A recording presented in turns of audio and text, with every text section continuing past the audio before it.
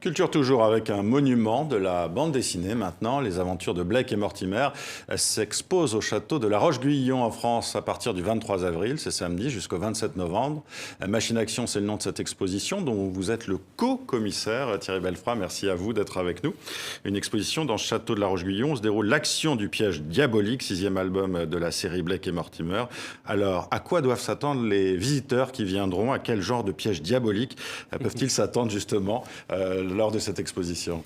Précisément, l'histoire se déroule dans le château et autour du château, puisque Edgar Jacobs choisit ce lieu après avoir... L'auteur de Blake et Mortimer, belge, il faut le rappeler. Après avoir choisi un premier lieu, qui était le château de Vèze, il se dit non, celui-ci, il est encore mieux. Donc il choisit un lieu, c'est le château, la roche, le village, et de tout cela, il va se servir pour raconter son histoire. Cette histoire, elle date d'il y a 60 ans, tout juste. C'était en 1962 qu'est paru l'album.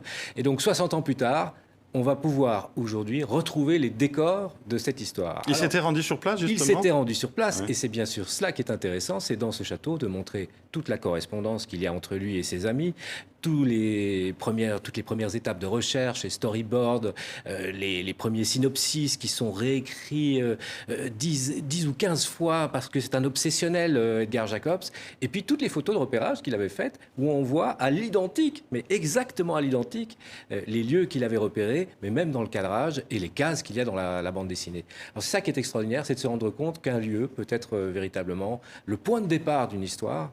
Cette histoire, c'est un voyage dans le temps. Et le lieu lui-même de La Roche-Guyon, ce château, ce village, c'est un voyage dans le temps, puisqu'il y a des strates à ce château. Il y a un grand château Renaissance. Il est accolé à la falaise, et au-dessus de la roche, il y a le donjon médiéval qui est toujours là. Et donc déjà, rien que ça, à travers la roche, on passe par 267 marches pour monter jusqu'au donjon. Ce sont des marches troglodytes. On est dans un voyage dans le temps. Et plus encore que ça, il y a la partie souterraine du château qui est aussi un voyage dans le temps, puisque Rommel y avait établi son quartier général pendant la guerre, et c'était un stock d'armement allemand. Donc on est vraiment déjà dans Blake et Mortimer quand on visite le château.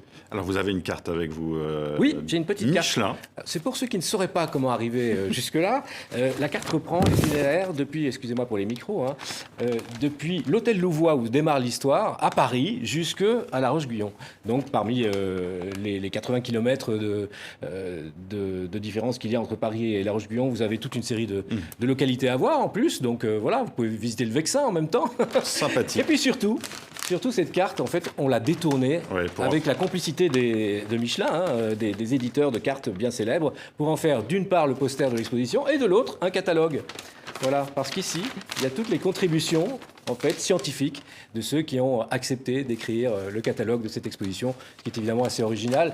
Et c'est pas tout à fait par hasard, parce que Edgar Jacobs lui-même fait arriver Mortimer avec le guide Michelin, le guide vert, dans le village.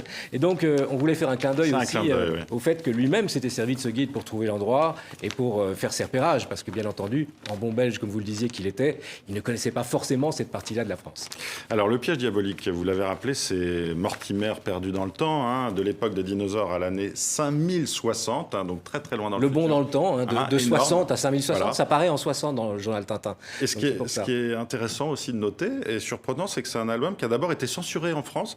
Alors je rappelle, en raison de des nombreuses violences qu'il comporte et de la hideur des images illustrant ce récit d'anticipation. C'est incroyable, non? Vous imaginez la tête de Edgar Jacobs. Il a dû être surpris, oui. Il a reçu la lettre où on lui a dit c'est la raison pour laquelle ton album ne pourra pas être imprimé en France, puisqu'il l'était en Belgique. Donc il est paru en 1962 en Belgique aux éditions du Lombard, qui était l'éditeur accolé au journal Tintin.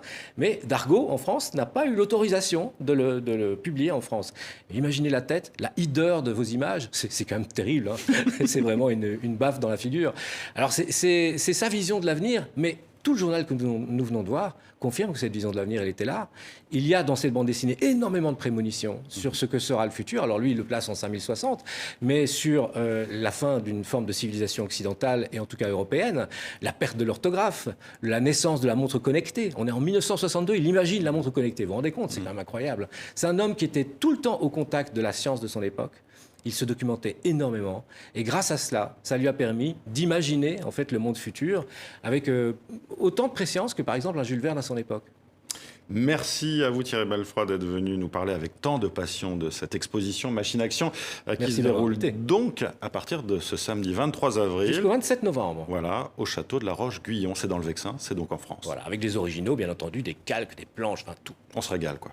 Merci à vous d'avoir été avec nous.